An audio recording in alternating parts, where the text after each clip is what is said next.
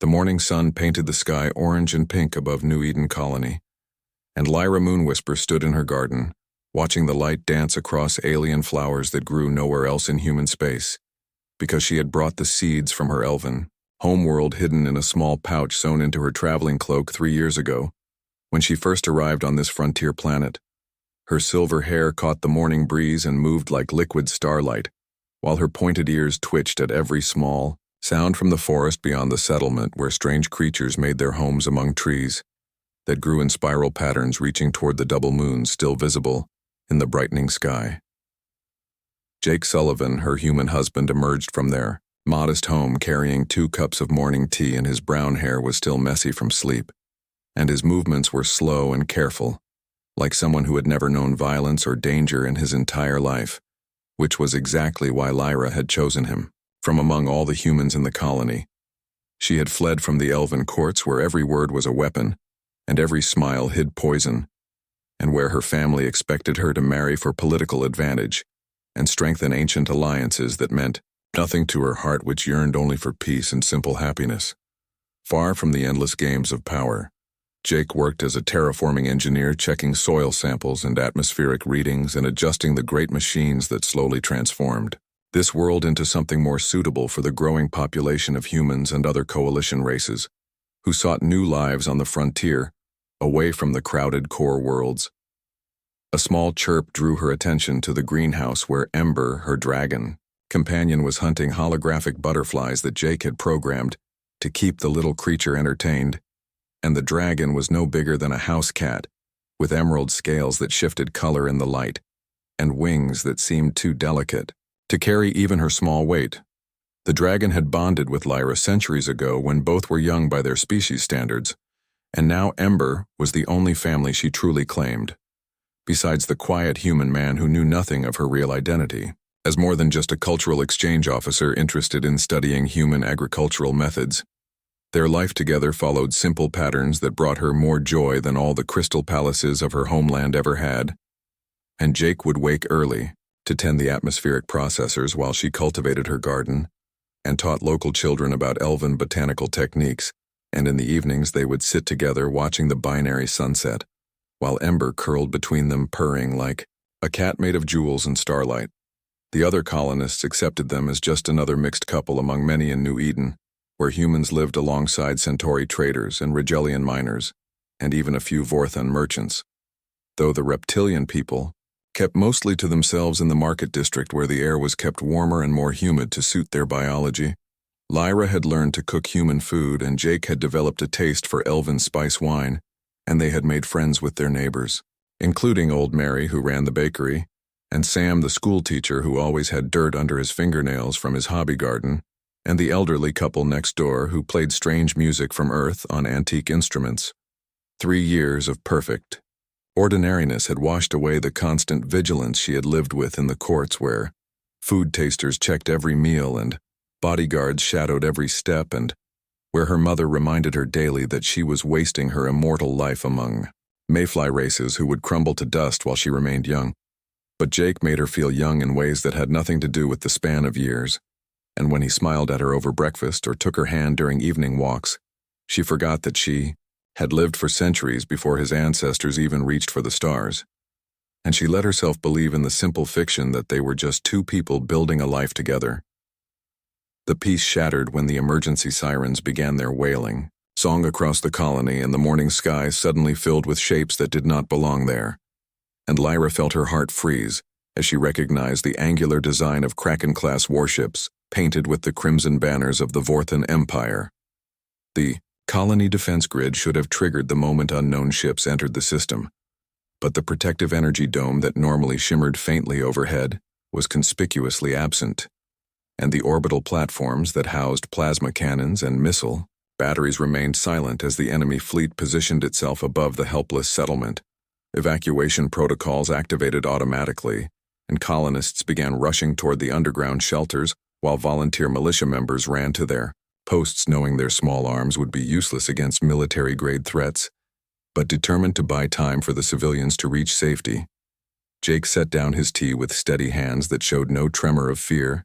and kissed Lyra gently on the forehead. before walking calmly toward their house, and she started to follow. But he shook his head and spoke in that soft voice she loved so much, telling her to gather ember and stay close to the tree line where the forest would provide cover. She wanted to tell him about her magic and her true nature and the combat spells she had mastered centuries ago,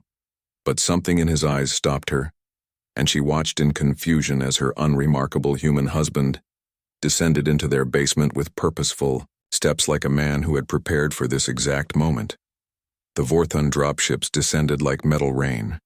and Lyra clutched Ember close to her chest, feeling the little dragon tremble against her as the ground shook with impact, tremors in the air, filled with the acrid smell of burning ozone from energy weapons warming up. Through their kitchen window, she could see Jake standing at a terminal she had never noticed before, hidden behind what she had thought was just a water recycling unit, and his fingers moved across holographic displays with a speed and precision that belonged to someone with military training, not a civilian engineer. The first Vorthon ground troops emerged from their landing craft, and they stood 8 feet tall, in powered armor that enhanced their natural strength, and their scales glowed red with battle fury as they began their march toward the colony center, where terrified families huddled in shelters that would provide no protection against plasma. Weapons. Lyra felt magic surge through her veins and prepared to abandon her carefully constructed human life to defend these people who had become her friends. But Jake emerged from the basement and placed a gentle hand on her shoulder, and his touch carried a strange weight that made her magic settle back into dormancy. He looked exactly the same as always, with his plain face and average height and clothes that needed ironing. But something fundamental had changed in the way he held himself, and the way space seemed to bend subtly around him, as if reality itself was making room for something it had forgotten. Was there. "Stay with Ember," he said quietly, and his voice carried harmonics she had never heard before, like echoes of something, fast and ancient, speaking through human vocal cords. "And whatever happens next, please do not interfere, because this needs to happen exactly right." She wanted to protest, but found herself nodding and retreating to the tree line with her dragon, while Jake walked out to meet an entire strike team of Vorthon warriors with the same casual grace he used when walking to the greenhouse to adjust the irrigation systems. The lead Vorthon raised a plasma cannon that could vaporize a ground car and laughed at the single unarmed human standing in their path, and Jake stood perfectly still with his hands at his sides like a man waiting for a bus not facing certain death. Then he spoke a single word in a language that predated every civilization in known space, and the universe paused to listen. The word Jake spoke hung in the air like a physical thing, and the Vorthon warriors paused mid-step as if their armor systems had suddenly locked up, but Lyra could see their eyes moving behind their helmets, tracking something invisible that moved between them and her seemingly helpless husband. Reality rippled outward from where Jake stood, and the morning light bent strangely around him, creating shadows that fell in impossible directions, while the ground beneath his feet began to show hairline, cracks that spread in perfect mathematical spirals. The lead Vorthon warrior recovered first and squeezed the trigger on his plasma cannon, sending a bolt of superheated energy that could punch through starship armor directly at Jake, who made no move to dodge or defend himself. The plasma bolt slowed as it approached him, and Lyra watched in stunned amazement as the energy began to unravel like a ball of yarn pulled apart by invisible fingers, until nothing remained but a few sparkles of light that drifted away on the morning breeze. Jake took a single step forward, and the Vorthon warrior stepped back, and the massive reptilian soldier probably weighed 4 times what Jake did in his powered armor, but something primal in his brain recognized a predator that had no business existing in the ordered universe. They thought they understood. The armor began to change, and rust spread across the polished metal plates, like a time-lapse video of centuries passing in seconds, while the power core that should have functioned for decades flickered and died, leaving the warrior trapped in a metal coffin that was rapidly becoming his tomb, with movements that seemed almost lazy.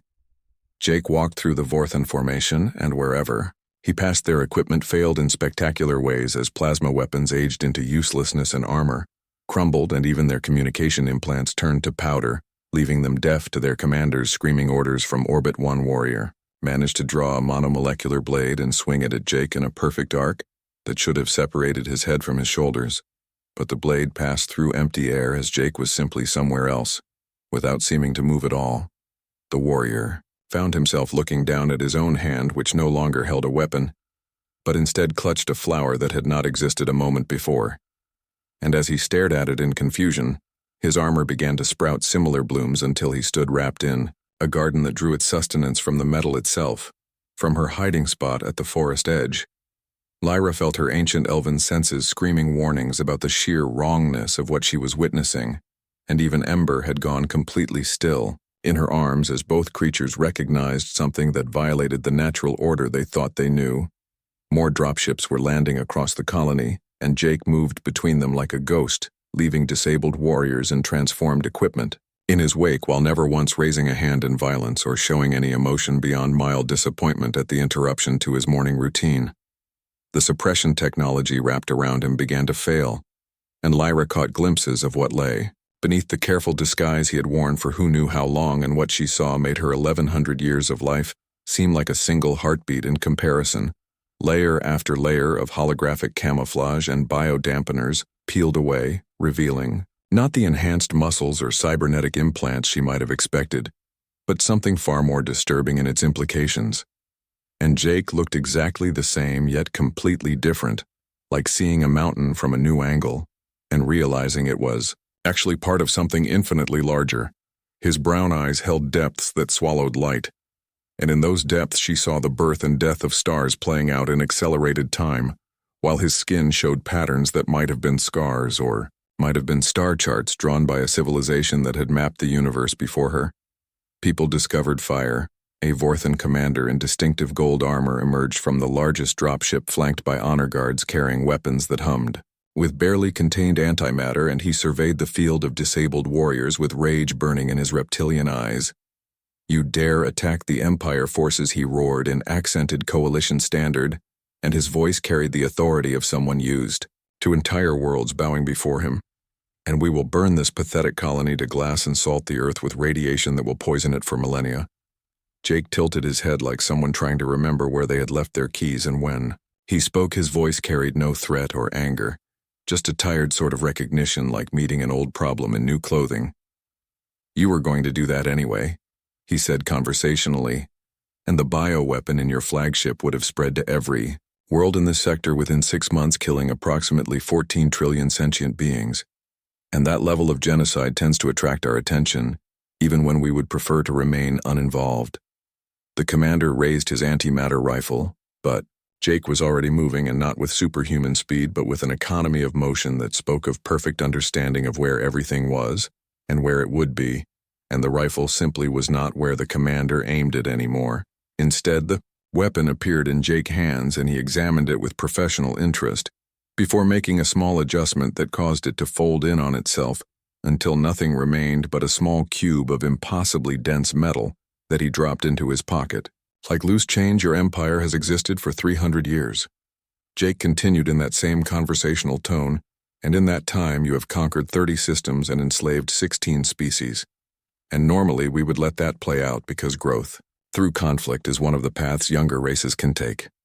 He paused to disable another wave of warriors who had tried to flank him, and their armor turned into geometric patterns that reflected some higher mathematical truth before crumbling into perfectly organized piles of constituent elements.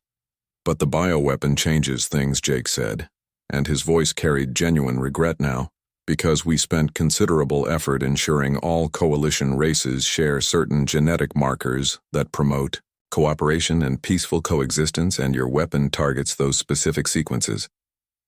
The commander backed away as understanding dawned in his eyes, and he looked at the human, who was clearly not just human, with the expression of someone who had just realized they had kicked what they thought was a sleeping pet and found a dragon instead. "You are the old ones," he whispered, and the words carried the weight of legends passed down through Vorthon military culture about the race that had ruled the stars before anyone else reached for them, and who had vanished into myth and shadow. Jake smiled, and it was neither cruel nor kind, but simply acknowledgement of a truth spoken aloud. And around them the morning continued, as if genocide and revelation were just another part of life on the frontier. "We never left," he said simply, "and we never stopped watching. And usually we are content to let you make your own mistakes and find your own way. But sometimes you create problems that threaten everything. we have spent millennia cultivating. The Vorthan warriors, still combat-capable, formed a defensive circle around their commander, but their movements were hesitant, and their weapons trembled in hands that had never known fear until this moment, when they realized they were insects challenging gods from orbit. The Vorthan fleet commanders were screaming demands for updates and threats of bombardment, but Jake reached into his pocket and pulled out what looked like an antique pocket watch and clicked it open with his thumb. "The orbital bombardment you are planning will not occur," he said, checking the time. "And in approximately 4 minutes, your entire fleet will receive new orders from your Emperor calling off this attack and beginning immediate withdrawal from Coalition space." The commanders started to protest, but Jake held up a finger and waited. And exactly 4 minutes later, the commander communication implant activated with priority orders bearing the Emperor personal seal, commanding immediate cessation of all hostilities. Around the colony, the Vorthan forces began their withdrawal, and warriors who had come to conquer stumbled back to their dropships in shocked silence, while their disabled equipment dissolved into component elements that would eventually become part of the soil. Jake walked back toward the house where Lyra waited, and as he moved, the suppression fields rebuilt themselves around him layer by layer, until he was once again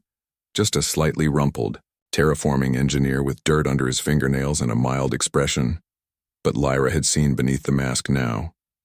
and as Jake approached with that same gentle smile she had fallen in love with, she wondered which version was real, or if that was even the right question to ask about someone who had just rewritten reality, with the casual ease of correcting a spelling error. Ember chirped and flew from her arms to land on Jake's shoulder, nuzzling against his cheek with obvious affection, and the little dragon had known all along what Lyra was only beginning to understand about the man she had married. The invasion was over, but the questions were just beginning, and as the morning sun continued its path across the sky, Lyra realized that her quiet life on the frontier had become something far stranger than anything the courts could have offered. Lyra sat at their kitchen table with hands that trembled slightly, as she accessed her diplomatic channels through the quantum communicator hidden in her jewelry, and the encryption keys that should have been unbreakable yielded before her like paper walls as classification levels she had never seen before opened to reveal impossible truths. Jake moved around the kitchen making fresh tea with the same careful precision he always used, while Ember perched on the counter watching him with ancient eyes that suddenly made sense in a way that sent chills down Lyra's spine. The first file she accessed was marked with symbols that predated every known written language, and as the translation matrix struggled to render them into something comprehensible, she began to understand the magnitude of the lie that every race in the Coalition had believed. Humanity did not achieve faster than light travel 200 years ago, as every history book claimed, and they did not stumble into a galaxy already populated by older races who graciously welcomed them into the community of stars. The truth was so much stranger, and as Jake set a cup of tea beside her with steady hands, she looked up at him with eyes that held centuries of questions, compressed into a single moment of recognition. "You have been here all along," she said. And it was not really a question, but he nodded anyway, and pulled out a chair to sit beside her, while the data files continued to unfold their impossible revelations. On the screen, "We were the first," Jake said quietly, and his voice carried the weight of eons, though he still looked like the same man who complained about weeds in the garden and forgot to fold his laundry. The files showed archaeological evidence that had been classified beyond any level she knew existed, and on dead worlds throughout the galaxy, there were ruins that predated the oldest known civilizations by millions of years, and all of them showed the same architectural signatures that matched no known race until now. Because as Lyra compared the mathematical principles underlying those ancient structures to the quantum signatures she had glimpsed, when Jake dropped his disguise, she saw the connections that made her 11 centuries of life seem like a single breath. Humanity had achieved consciousness before any other race in this galaxy, and they had built wonders beyond imagination and conquered death itself, and walked between stars like gods. And then they had done something unprecedented. They had chosen to hide, and as the files revealed more details, Lyra began to understand why. And the bioweapon the Vorthans had developed was just the latest in a pattern that stretched back to the dawn of recorded history. Every time younger races reached certain technological thresholds, they created weapons that could end not just their own species but threatened the careful balance that allowed life to flourish. And every time humanity had intervened from the shadows to prevent catastrophe. The first contact protocols that brought humanity into the galactic community were elaborate theater, and every human colony and ship and citizen was part of a masquerade so complete that even most humans believed it, because the truth was too heavy for young minds to carry. Jake showed her recordings from the real first contact, and humanity had not been the newcomers, but the ones watching from hidden observation posts as the Centauri took their first tentative steps into space. And as the Rigelians discovered quantum mechanics and as her own people began to weave magic into their technology, we debated for millennia. Jake explained while Ember rubbed against his hand seeking comfort, or perhaps offering it, and some wanted to guide openly as teachers and protectors while others argued for eternal secrecy. And in the end we chose a middle path. The Shepherd Protocol was elegant in its simplicity, and humans would scatter throughout the galaxy, living among younger races, and protecting from the shadows and preventing extinctions and occasionally pruning threats that could destroy everything, while never revealing their true nature. Lyra found herself studying her husband with new eyes and noticed details she had dismissed before, like how he never seemed surprised by technological breakthroughs, or how he always knew which plants would thrive in alien soil, or how predators avoided their property, as if recognizing territory marked by an apex species. Genetic markers Jake mentioned to the Vorthans were another piece of the puzzle, and humanity had not discovered these sequences, but had introduced them through careful manipulation over thousands of years, ensuring that all coalition races would be compatible and predisposed to cooperation. Your people magic is one expression of these modifications, Jake said, and took her hand in his with the same gentleness he had always shown, and the Centauri mathematical intuition and the Rigelian hive harmony all come from seeds we planted to help you grow toward peace. The implications made her head spin, and every achievement of her race and every wonder they had built suddenly seemed like children playing with toys left behind by indulgent parents. And yet Jake's eyes held no condescension, only a deep affection for the younger races humanity had chosen to protect. She accessed another file showing the true human population, and the numbers were staggering because for every human living openly in coalition space there were thousands in hidden enclaves and on dark worlds between galaxies, and in spaces that existed outside normal reality. We are everywhere and nowhere, Jake said, and among your people alone there are several hundred of us, though most play simpler roles than mine, and we watch and guide and sometimes fall in love despite knowing better. That last comment made her look at him sharply, and she saw something vulnerable in his expression that transcended the vast gulf of years between them, and their marriage might have begun as part of his cover. But the emotion in his eyes was entirely real. The Vorthon situation required direct intervention. He continued and returned to safer ground of tactical discussion, and their bioweapon was specifically designed to target the cooperation markers and would have undone millions of years of careful cultivation. More files revealed the scope of human intervention throughout history, and plagues that should have wiped out entire species mysteriously failed to spread, and asteroids that should have struck inhabited worlds inexplicably changed course, and wars that should have gone nuclear somehow always pulled back from the brink. Sometimes we failed, Jake admitted, and his voice carried old grief, and the Zarathi are gone, and the Void Singers and others, whose names we preserve even if no one else remembers them, and each loss taught us to be more careful and more subtle in our guidance. Lyra realized that every major diplomatic breakthrough, and every peace treaty that had seemed impossible, and every moment when races chose cooperation over conflict, might have had invisible hands guiding the outcome, and the free will of younger races existed, but within boundaries maintained by ancient shepherds. The technology Jake had displayed against the Vorthans was just the surface, and the files hinted at capabilities that made conventional physics seem like nursery rhymes, and humans could manipulate fundamental forces and alter probability and convince reality to be something else, and step outside time itself. But they chose not to use these powers openly, because they had learned from races that came before them, and Jake spoke of the ones who had uplifted humanity and how they had departed this galaxy, rather than risk becoming tyrants, and how humanity had sworn to do better. We could solve every problem and end every conflict and make the galaxy a paradise, Jake said, and his hands tightened around his teacup. But that would make you pets, not people. And so we watch and guide and intervene only when absolutely necessary. The communication channels suddenly exploded with activity as word spread of the Vorthan withdrawal, and confused reports from across the sector spoke of similar encounters and humans revealing impossible capabilities before vanishing back into their assumed lives. The masquerade was failing, not through discovery,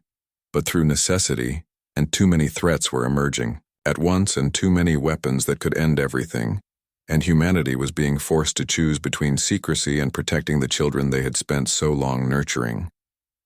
Lyra looked at her husband, who was also something impossibly ancient, wearing the shape of a man, and felt the weight of choice settling on her shoulders, because she could expose everything and shatter the comfortable lies that let races like hers believe they were masters of their own destiny, or she could keep the secret and help maintain the illusion. And as Ember chirped and settled into her lap, she realized the little dragon had been making that same choice for who knew how long. And love sometimes meant protecting those you cared about from truths too large to carry. Jake waited and watched her with eyes that held galaxies, and in that moment, she understood that this too was a test, and that humanity's greatest gift to the younger races was not their protection, but their restraint in using the power they wielded. The files continued scrolling and showing deeper truths and older secrets, but Lyra closed the display and took her husband's hand, and some revelations could wait, because right now she needed to decide what mattered more: the truth or the love that had grown between them despite being built on beautiful lies. The Vorthon Empire mobilized with the fury of wounded pride, and 30 systems worth of resources turned toward what their intelligence networks assured them was a soft target, and a single colony that had somehow repelled one assault force through trickery and luck that would not save them from the full might of the Empire. Jake stood in their garden watching the sunset paint the sky in shades of amber, while around him the other humans of New Eden shed their disguises one by one. And Mary, from the bakery, revealed enhancement that let her process battlefield data at superhuman speeds, and Sam the teacher uncovered tactical implants that had been dormant for centuries. The elderly couple next door turned out to be weapons specialists, who had once designed systems that could crack planets, and now they walked with purpose toward the community center that was transforming into something that had never appeared on any colony. Blueprint. Lyra watched this revelation unfold with Ember, curled in her arms, and every person she had known for 3 years was suddenly someone else entirely, yet also exactly who they had always been, just more, and the contradiction made her head ache. "We did not want this," Jake said, and his voice carried across the evening air to where she stood. "And we have avoided open conflict for so long that most of us have forgotten what war actually means, but they leave us no choice." The first Vorthan fleet arrived at the edge of the system, and their ships were masterworks of destruction, carrying weapons that could sterilize worlds and shields that could deflect the energy output of small stars, and their commanders broadcast demands for surrender mixed with promises of spectacular retribution. Single human vessel rose from the dark side of New Eden Moon, where it had waited disguised as a mineral survey station, and compared to the Vorthan dreadnoughts, it looked almost primitive, with hull lines that belonged in a museum, and no visible weapons arrays. The Vorthan admiral laughed over open channels and ordered his fleet to destroy the pathetic defender with contemptuous ease, but his laughter died as his sensors failed to achieve targeting lock on something that should have been impossible to miss. The human ship did not move in any conventional sense, but suddenly it was elsewhere, and reality bent around it, like space-time was negotiating with something that had opinions about physics. And the first Vorthan vessel to fire, aged 10 million years between one heartbeat and the next. Metal became dust, and dust became atoms, and atoms forgot they had ever been part of a starship, while the crew experienced the novel sensation of floating in vacuum where their bridge had been a moment before. Jake pulled out a communication device that looked like it belonged in an antique store, and spoke calmly to someone on the other end, while more human ships emerged from hiding places that violated several laws of physics, and none of them looked the same because uniformity was another lie they had maintained. Some ships were crystalline structures that sang in frequencies that made hardened warriors weep, and others were organic forms that might have been grown rather then built, and a few seemed to be made of folded space held together by mathematical principles that hurt to perceive directly. The Vorthan fleet tried to adapt, and their tactical computers calculated firing solutions, and their weapons charged, and their shields flared to maximum intensity. But they were children playing with toys in a game whose rules they had never understood.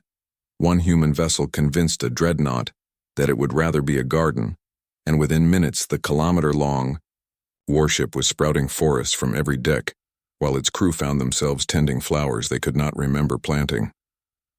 Another ship projected a field that made probability negotiate, and suddenly every weapon in the Vorthan fleet had a 100% chance of catastrophic failure, but only when fired, and the harder they tried to override the systems, the more creative the failures became. Jake's sister commanded the crystalline ship, and Lyra had met her at their wedding, though. She'd been introduced as a xenobiologist studying moss, and now she conducted a symphony of destruction that turned enemy vessels into light sculptures that would drift through space forever as warnings and art. The Empire responded by sending everything, and 3 full battle fleets converged on human space, expecting to overwhelm through sheer numbers and firepower. Because surely even gods could be drowned in sufficient violence, they were wrong, and human ships did not fight in any way the Vorthans could understand or counter. Because when you could manipulate fundamental forces, the concept of combat became almost philosophical, and each engagement was a lesson in how limited conventional warfare truly was. A human vessel that looked like a soap bubble full of stars projected something that made the strong nuclear force forget its job within targeted ships, and suddenly atoms could not hold together, and matter became energy in patterns that spelled out warnings in every language the galaxy had ever known.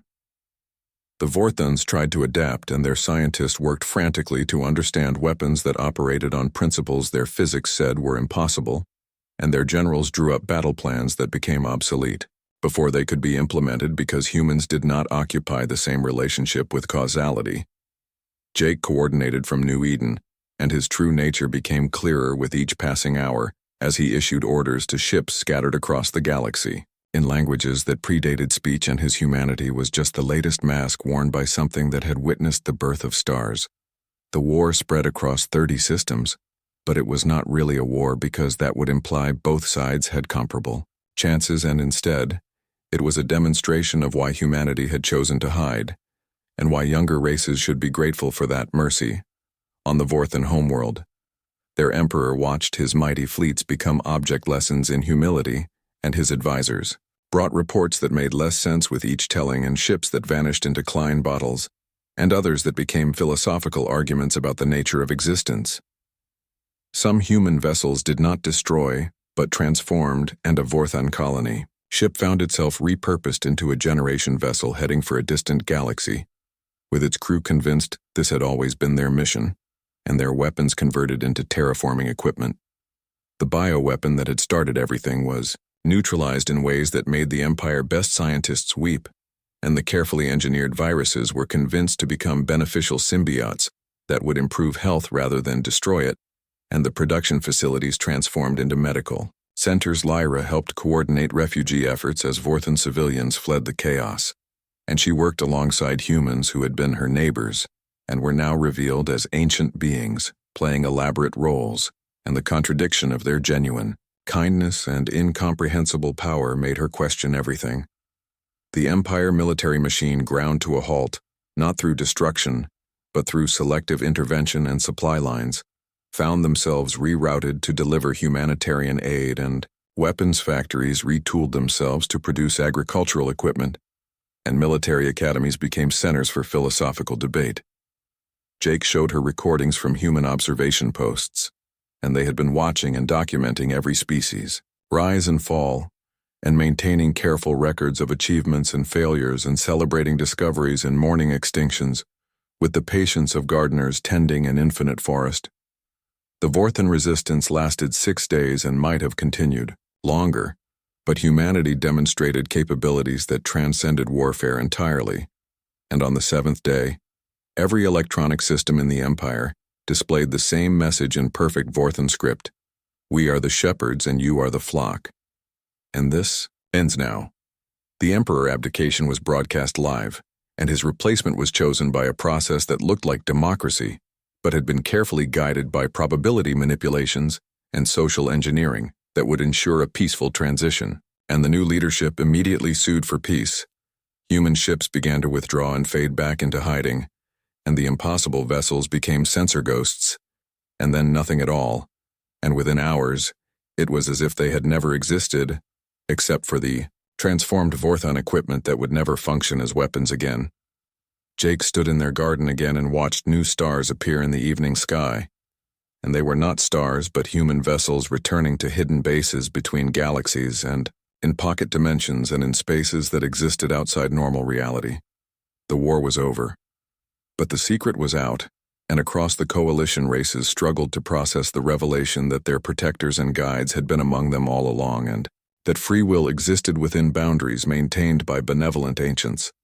Some species reacted with anger, and others with relief, and a few with the exhausted acceptance of children discovering their parents had been protecting them from monsters they never knew existed, and the galactic order shifted to accommodate truth too large to deny. Jake held out his hand to Lyra and she took it, and together they watched the lights fade, while Ember sang a song that dragons had known since before. Her species was created, and that humans had taught them in dreams. The Galactic Senate convened an emergency session on neutral ground, and representatives from every coalition race gathered in a chamber that had been expanded 3 times to accommodate observers and petitioners, and those who simply needed to see the impossible truth with their own eyes. Jake stood at the center podium and he wore his human form like comfortable clothes, while beside him, Lyra represented the bridge between what had been and what would come, and Ember perched on her shoulder, wearing dignity like a crown of scales. The questions came in waves and anger from those who felt betrayed and gratitude from those who understood how many times they had been saved, and confusion from younger races trying to process that their entire history had been shaped by invisible hands. Jake answered with patience born of millennia, and explained again how humanity had achieved consciousness first in this galaxy, and how they had been uplifted by entities even older who had moved onto spaces beyond physical reality, and how the choice to hide had been debated for eons. The senator from Rigel Prime demanded to know how many times her people had been manipulated, and Jake showed records of 17 extinction events prevented, and 34 wars averted, and countless small interventions that had guided them toward peace and prosperity. Some interventions failed, he admitted, and his voice carried the weight of those failures,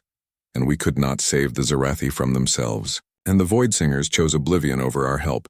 and each loss taught us to be more subtle and more careful, but never to stop trying.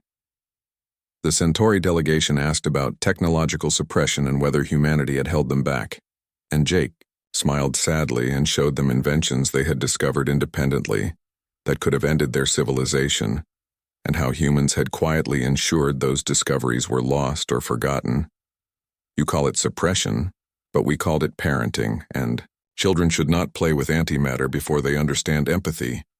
and species should not unlock dimensional travel while they still wage wars over territory and resources. The debate raged for days, and some called for humanity expulsion from the coalition, and others demanded access to advanced technology, and a few suggested that perhaps the old way had worked, and maybe some secrets should remain buried.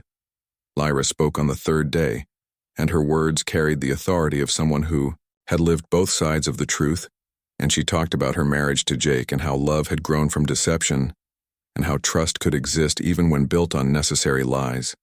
She described the terror of watching him face the Vorthons and the awe of understanding his true nature,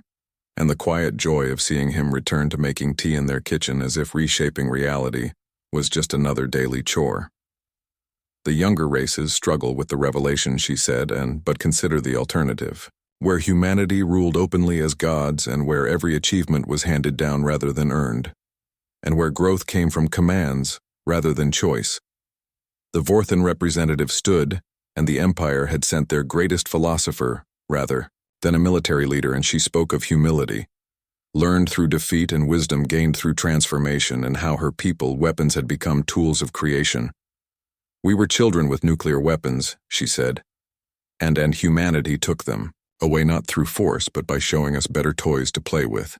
And our colonies now build wonders instead of warships. and our soldiers study art, instead of destruction. Jake presented the choice that humanity offered, and they would continue, the shepherd protocol if desired, and maintaining the secret for those who wished it and guide from shadows and protect without recognition, and asking nothing in return but the chance to see younger races grow. They could step forward into partnership and share knowledge carefully and teach what could be safely learned and work together toward a future where species could stand as equals, and where protection came from mutual support rather than hidden guardians. The vote took place as New Eden, sun set through the Senate transparent dome, and each delegation cast their choice for secrecy or revelation, and for comfortable lies or difficult truths, and for childhood or the first steps toward adulthood. The result was not unanimous, but it was decisive, and the coalition chose partnership and chose to know their protectors and work alongside them, and accept that some knowledge would come slowly,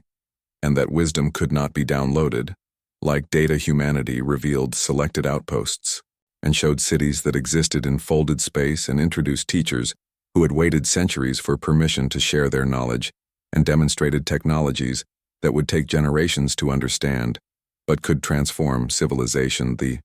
transition was not smooth, and some races struggled with the loss of their perceived independence, and others rushed too quickly toward powers they could not control, and a few retreated into denial and pretended nothing had changed. Jake and Lyra returned to New Eden, where their house had been destroyed in the Vorthan attack, and they stood in the ruins of their old life, while Ember investigated the remains of her favorite perch and found her toy collection miraculously intact. We could rebuild it exactly as it was, Jake offered, and his hands still held power that could reshape matter and convince atoms to remember their old patterns and restore every detail of their former home. But Lyra shook her head, and together they began, clearing debris by hand, and as they worked, their neighbors joined them, and Mary brought fresh bread, and Sam organized the children to help, and the elderly couple offered architectural advice that spanned several dimensions. The new house rose slowly, and incorporated elven crystalwork and human phase-shifted supports and a dragon roost that existed partially outside normal space, and gardens that would grow plants from 17 different worlds in harmony. Some evenings Jake would show her memories of humanity past and the first cities on Earth, and the discovery of fire, and the long debate about whether to reach for the stars, and the even longer debate about what to do when they found they were alone.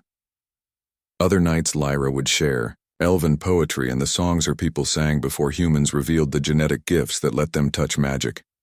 And the political games of the court seemed so small now compared to the elaborate masquerade Jake had lived. They found a new rhythm, and Jake continued his terraforming work, but now openly used techniques that would have seemed miraculous before, and Lyra taught classes on interspecies cooperation with curriculum that acknowledged humanity's role in designing compatibility. Ember grew slightly and learned to breathe fire that could exist in several states simultaneously, and she would sun herself on the roof while watching Jake tend gardens that violated several botanical principles and produced fruit that tasted like starlight. The galaxy adjusted, and humanity shared teachers and knowledge and warnings about paths that led to extinction, and the younger races learned that adulthood meant accepting that someone had been watching over them and choosing what to do with that knowledge. Some races thrived and others struggled, and a few decided they preferred the old illusion, and created communities where humans agreed to maintain their disguises, and where the comfortable lies could continue for those who needed them. The Vorthans transformed most completely, and their empire became a confederation of artists and builders, and their former weapons engineers created wonders that would have made their ancestors weep, and they sent gifts to New Eden in gratitude. Years passed, and Lyra aged slowly as elves do, while Jake remained unchanged as those who had conquered death must, and they spoke honestly about the future and the centuries ahead, and the different immortalities they carried. One evening, as binary moons rose over their rebuilt home, Jake asked the question that had waited patiently since the revelation, and whether she regretted choosing him, and whether truth had poisoned what deception had grown. Lyra considered while Ember chased holographic butterflies that now existed in 12 dimensions, and the garden bloomed with impossible flowers, and the house settled into geometries that felt like home. Despite defying physics, I thought I married a simple man to escape complexity, she said. And instead I found someone who had been playing a role so long he had forgotten it was a performance and who chose to love me. Despite knowing how brief our time would be, she took his hand and felt the power humming beneath human skin and the careful restraint that kept him anchored to this form and this life and this choice to be her husband, when he could have been a god. The greatest strength humanity showed, she continued, and was not your technology, or your wisdom, or even your protection, but it was your ability to fall in love with us despite the gulf between us and to find joy in our small achievements and to celebrate our growth. Jake smiled and pulled her close, and together they watched stars that were not stars but human ships maintaining their eternal vigil and protecting a galaxy that now knew their names but still needed their care. The age of shadows had ended, and the age of partnership had begun. And on frontier worlds and core systems and in spaces between stars, humanity and their younger siblings worked together toward futures none could imagine alone. And in a house that existed in several dimensions at once, an elf and an ancient human and a small dragon lived lives that were both ordinary and impossible, and tended gardens and taught children, and proved that love could grow in any soil, even soil enriched by beautiful lies that had become foundation for greater truths.